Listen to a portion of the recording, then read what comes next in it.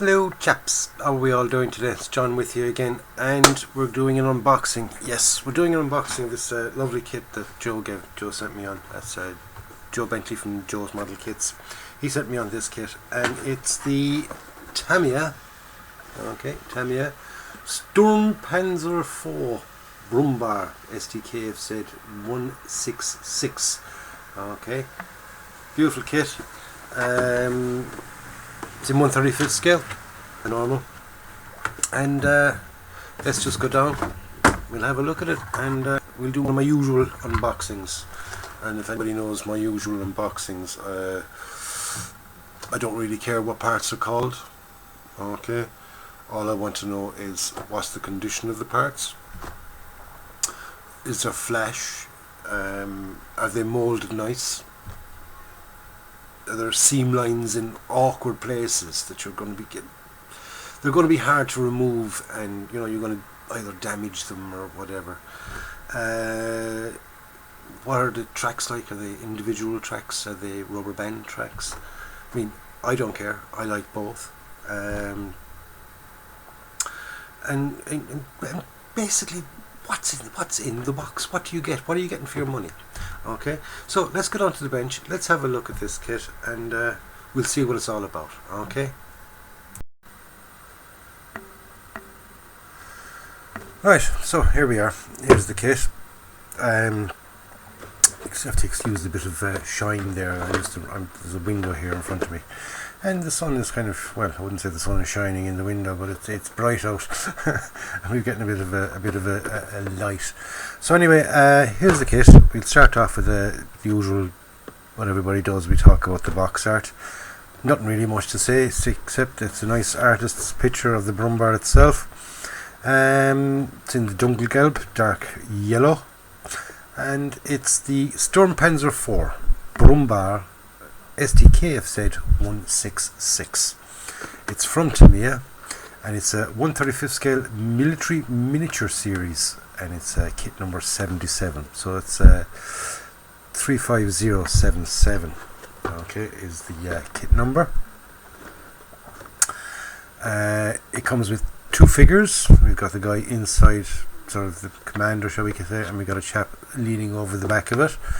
It comes with armour plate, being the Scherzen plates. Okay, and it's a fully detailed plastic tracks, so it's the rubber tracks, and ready to assemble precision model kit.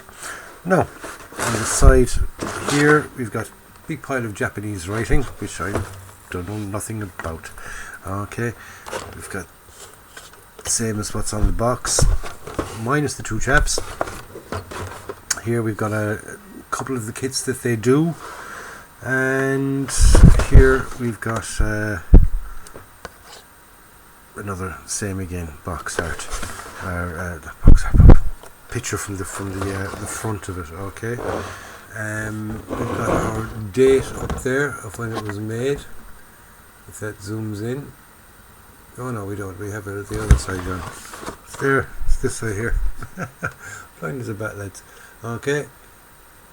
1976. Can you see that there? 1976 this kit came out. Okay. And I love the old TAMIYA kits. I really, really do. I love the old TAMIYA kits.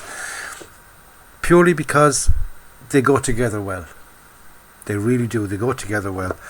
And you don't have tons of parts, so you're not going to be driven mad with the parts. So if you're into, say, the painting and not into the building so much, they're fabulous for that. If you're getting into the hobby, they're fabulous for that. And if you just want to build something, they're handy for that as well. So you've got nothing really complicated, nothing really that will go wrong on you. Okay, and they do fit. They're perfect. They're lovely kits. I do love the old TAMIYA kits. So we'll just leave the box there. Right, it comes with two instruction sheets. One of them is in Japanese, okay, which we don't want, and we want the one that's in English. Okay, so we just have a quick glimpse through the instruction sheet. Okay, it gives us kind of a rundown on the BRUMMBARs, where they were used, when they were used, how they were used, and what they were used for. Okay, it's pull out your one big sheet. It's not the stapled one. Start off, we got our parts list, okay, here, so it'll tell you what all the parts are. So if you're one of those people that want to know what every little nut and bolt is, there you go. There's your parts list. Here's your parts then, sprue map of the sprues that are there. This, according to this, there's 4 sprues, A, B, C and D, okay. And we start off with our construction. We have our wheels, the back of it with the exhaust. We're putting the tub together, okay, the back onto it, putting on our suspension arms, our return rollers. Here we're putting on the, in step 4, we're putting on the road wheels, the idler wheel, the drive sprocket. We've got the interior of the turret then, the turret piece, we call it the turret piece, sure why not, the upper hull. We've got the gun, we've got 2 fenders here at the back. We've got some of the hatches that go onto it. We've got the front ring around the front of the gun. We've got some more little panels and some lights, little clips and holders and all that kind of stuff, lifting hooks and things. Then we're on to the, in step 7, we're on to the jack. Okay, we've got some more hatch covers, some handles, the holders for the spare wheels, okay, the spare road wheels.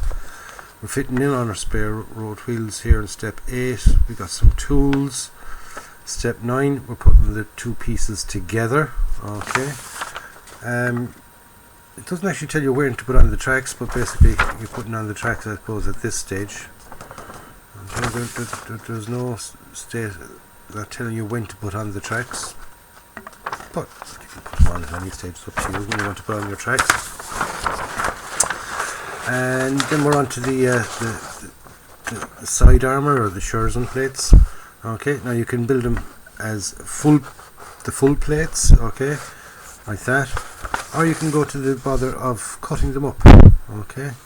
You can sort of slice down through them, and by slicing down through them you can decide whether you want to have, say, a couple missing and some damaged and things like that, so that's very, very nice.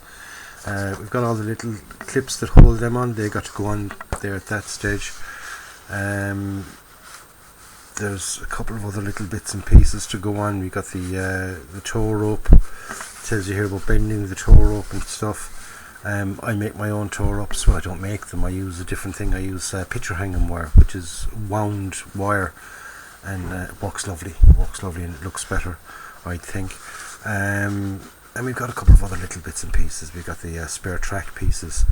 We've got the jerry cans, bucket, and we've got our spare wheels, and that's basically it. We've got the figures as well. Okay, there's 2 figures, like I said. We've got a commander figure, and we've got the chap at the back, figure B, just leaning over. There we go. The position of the 2 figures. So they're quite simple. And then we've got our painting options. Okay, we've got this kind of a spidery web thing.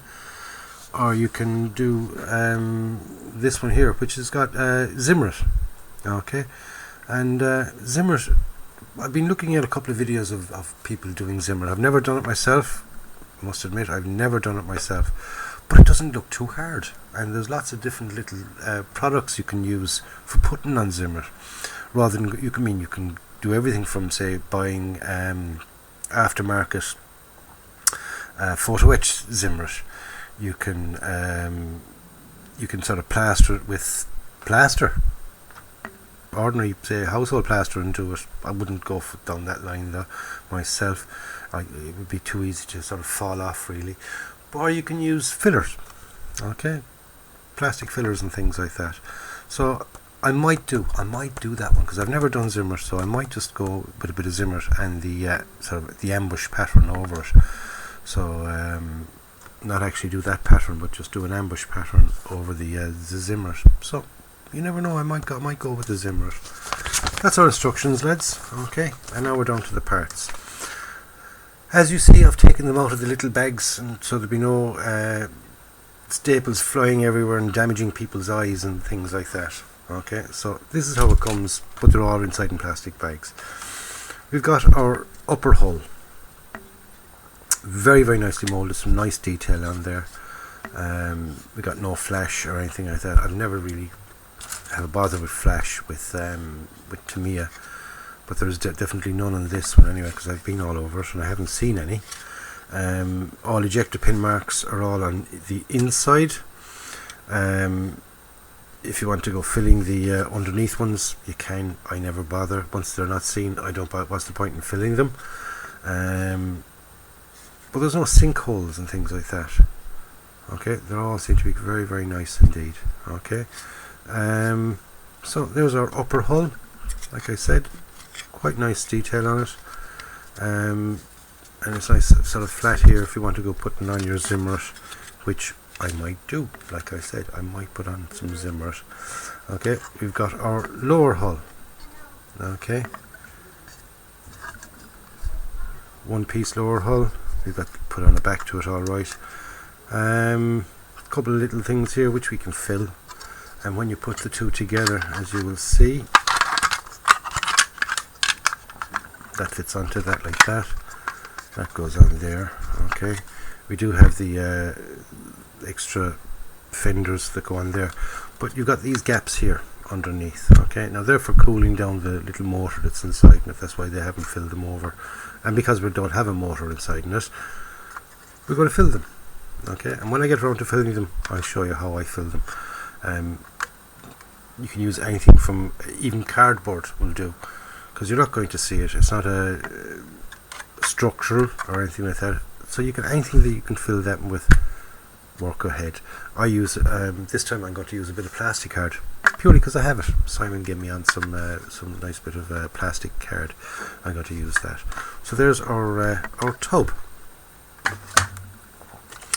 We're on to our sprues now, and we've got 4 sprues like it said. Okay, so sprue number 1 has our figures, our 2 figures. It's got our fenders, our gun, which is a 1 piece. Okay, nicely detailed, and we've got some hatch covers, a couple of other little bits and pieces that I don't know what they are, and I don't care what they are. Like I said, you mean you've got your bits and your parts that'll tell you what they are if you want to go look it up when you're building yours. Excuse me. But this is Sprues C, and it's got, like I said, it's got our figures, our fenders, and our gun. They're the main parts that are on it, and there's no flash. They're quite nice. The figures are pretty okay. You know, it's some nice little bit of detail on them. They're not sort of super quality figures, but they're not bad. They're not bad at all. They're quite nice. Okay, paint them up nicely and you get some nice little effect on those figures, because there's nice little creases on the uniforms and things, so they'll come out lovely. They will. This is he. Right, our next sprue is Sprue B, and we've got the back portion of it there. We've got our exhaust bits and pieces here and there for the exhaust. We've got our spare wheels, okay, for the back. We've got some of our tools, which seem to be quite nice. We've got our jack. The name just disappeared from me there for a second. We've got our jack. Now the TAMIYA jacks, they're not the best. They are not the best. I have seen a lot better, but I mean it's your standard TAMIYA jack. The dragon ones are absolutely gorgeous, but you've got about 40 pieces in them, but they go together nice. And we've got a exhaust or a fire extinguisher, a few other little bits and pieces, or lights and covers, and our tow hooks and things. So that's not too bad either. That's a Sprue B. We've got Sprue D, and on Sprue D we've got our Scherzen plates. Like I said, I mean, the lines are there if you want to go cutting them up and playing around with them. We've got the holders for the Scherzens and all the little hooks and things that are associated with that. Lots of little tiny pieces, but they're lovely there because there's no flash on them. Okay, none whatsoever. So very nicely detailed, and you know, they are what basically they are. We've got our nice little locator marks for all the little hooks and things. So very nice indeed. And I do like the fact that the locator marks and the little holes for these pieces here, they're nice and deep, okay, and they're nice and clearly defined where they go. So you shouldn't have any problems in fitting. Okay, because I have done, as I said, I can't remember what make it was, and in the Scherzen plates it just told you to, you know, fit them to the back. The backs of them were just plain, and when it came to fitting them on, I tried to get it right, and one or two of them were kind of slightly off, only slightly off. It wasn't that bad, and at least with that way, you shouldn't get it wrong. Okay, should not get it wrong. Right, we've got sprue number. What sprue is this? Sprue E. We've got our spare tracks.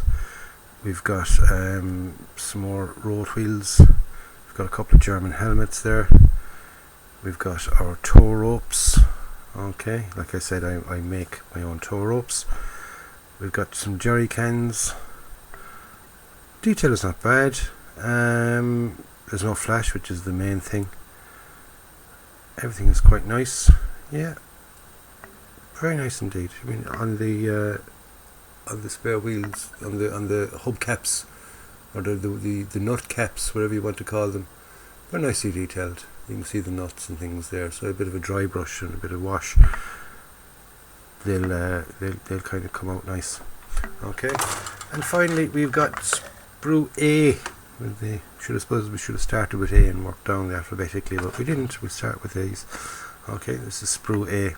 We've got our road wheels, we've got our drive sprockets, our idlers, we've got our drive sprocket mechanisms, and we've got our suspension. Okay, quick look at one of these suspension arms and things. Okay, the wheels go onto that, so they're usually hidden in behind that, so you don't really have to worry too much about detail, but it's there.